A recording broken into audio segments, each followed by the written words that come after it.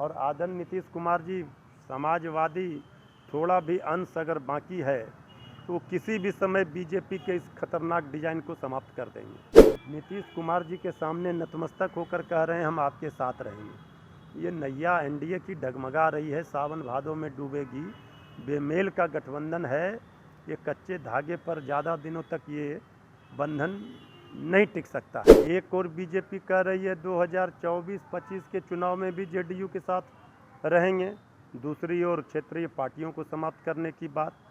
तो ये बीजेपी का कहीं पर निगाह है, कहीं पर निशाना। बिहार में बीजेपी का 2 दिनों तक राष्ट्रीय कार्यकारिणी का बैठक हुआ, जिसमें 2024 और 2025 को विधानसभा लोकसभा चुनाव के लिए निर्णय लिया गया।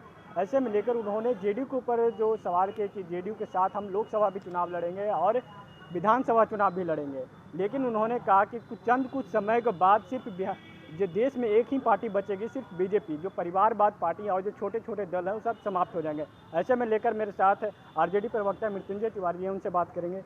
ऐसे में लेकर 2024 के साथ साथ चुनाव लड़ेंगे, 2025 में भी साथ साथ चुनाव लड़ेंगे, लेकिन जो क्षेत्रीय पार्टी है वो ख़त्म हो जाएगी। देखिए, ये बीजेपी जो उत्सव 2 दिनों तक बिहार में मना कर गई, ये बीजेपी की ज़मीनी हकीकत हैसियत क्या है धरातल पर, ये उनके बयानों से समझा जा सकता है। एक और बीजेपी कह रही है 2024-25 के चुनाव में भी जेडीयू के साथ रहेंगे, दूसरी ओर क्षेत्रीय पार्टियों को समाप्त करने की बात। तो ये बीजेपी का कहीं पर निगाह है, कहीं पर निशाना। मनसा बीजेपी की आदरणीय नीतीश कुमार जी भली भांति समझ रहे हैं, और आदरणीय नीतीश कुमार जी समाजवादी थोड़ा भी अंश अगर बाकी है तो किसी भी समय बीजेपी के इस खतरनाक डिजाइन को समाप्त कर देंगे। बीजेपी नफरत और उन्माद की जो राजनीति परोस रही है वो जनता के मुद्दे पर बात नहीं करती। बेरोजगारी है, भुखमरी है, पटना यूनिवर्सिटी को सेंट्रल यूनिवर्सिटी का इन सब मुद्दों पर बात नहीं हुई। लेकिन 24 और 25 के चुनाव में नीतीश कुमार जी के सामने नतमस्तक होकर कह रहे हैं हम आपके साथ रहेंगे। ये नैया एनडीए की डगमगा रही है, सावन भादों में डूबेगी।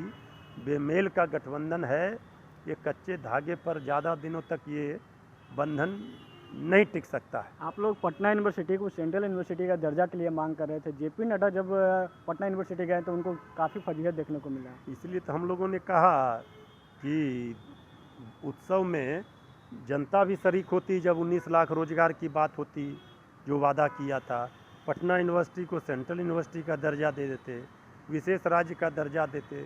सुखाड़ से किसान परेशान हैं, विशेष पैकेज था, विशेष राज्य का इस पर बात ही नहीं हुई। तो बीजेपी अपना ताकत दिखा रही थी आदरणीय नीतीश कुमार जी को, और नीतीश कुमार जी भी अच्छी तरह समझते हैं ये गठबंधन पूरी तरह से सहज नहीं है, और ये गठबंधन की जो डोर है वो कमज़ोर हो चुकी है। एक तरफ और सवाल है, जेडीयू ने जो कुछ राष्ट्रीय महासचिव जो है धनंजय सिंह, जो यूपी से आते हैं, उनके ऊपर बहुत संगीन आरोप लग रहा है। ये जेडीयू का मामला है। जेडीयू के पास जो उनको लगा सही उन्होंने किया, इसमें हमारा कोई दिलचस्पी नहीं है। लेकिन फिर भी ऐसे दागदार लोगों को पदाधिकारी बनाना ये उचित नहीं है।